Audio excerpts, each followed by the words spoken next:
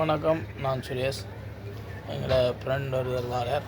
இப்போ எங்களோட சீமானை பற்றியோ இல்லை விஜயை பற்றி கேட்போம், என்ன சொல்கிறாண்டு அந்த கருத்தை என்ன சொல்கிறேன்னு பார்ப்போம். வாங்க வீடியோக்குள்ள. இப்போ என்ன பிரச்சனைண்டா, எங்களோட சீமான் அண்ணையும் நிற்கிறார்.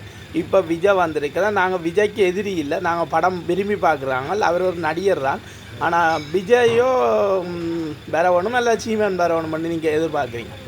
விஜய் உங்களுக்கு ரசிகர், எனக்கும் ரசிகர், சீமானுக்கும் ரசிகர்.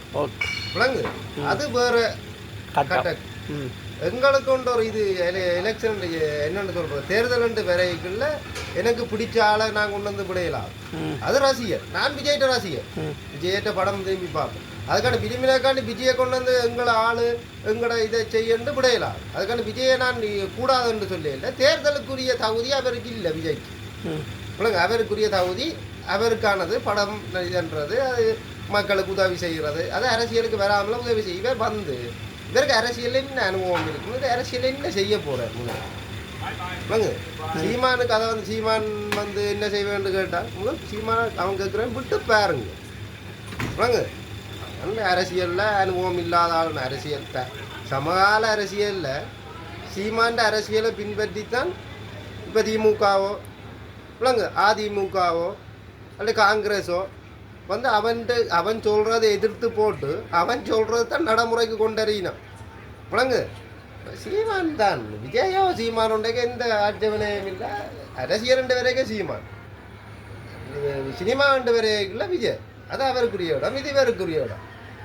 இப்போ சீமான் வந்து நான் விஜயோட போட்டி போட்டு படம் நடிக்க போகிறேன்னால் அதை ஏற்றுக்கொள்ளுவானோ. அதே மாதிரி விஜய் வந்து என்னட்டு சீமானோட தான் அரசியலில் போட்டி போடுறேன்னு அவர் இது இவர் இது தகுதி இல்லாத இடங்களுக்கு கால் வைக்கணும் விளங்குது. அப்போ இதை எப்படி பார்க்குறீங்க? சீமான காலை பிரிக்கிறதுக்காக சில விஜயை தூண்டி விட்டுருக்கலாம்னு நினைக்கிறீங்களா? இல்லாட்டி இப்போ விஜய் வாரதால் இதில் ஓட்டு பிரியுதல்ல?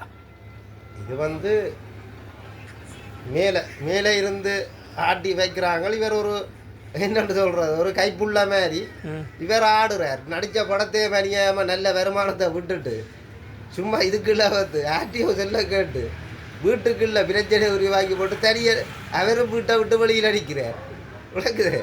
அது ஆரோ ஒருத்தர் இவரை வச்சு ஆட்டிக்கொண்டு நிற்கிறார்கள். ஐயா ஆடுறார், படத்தில் ஆடுற வரையே நல்லா ஆடுது. அதுக்கு இன்னும் விளங்கையில் விளங்குற டைமில் தலையில் கை வைக்க நாங்களும் என்ன செய்கிறது? நல்ல ஒரு ஆள், நல்ல ஒரு மனுஷன் விஜய். என்ன செய்கிறது? இது அனுபவப்படட்டும். பட்டு பட்டு என்ன சொல்கிற எங்களை பார்த்துல பட்டு பழக்கட்டும். சரி, ஓகே, நன்றி.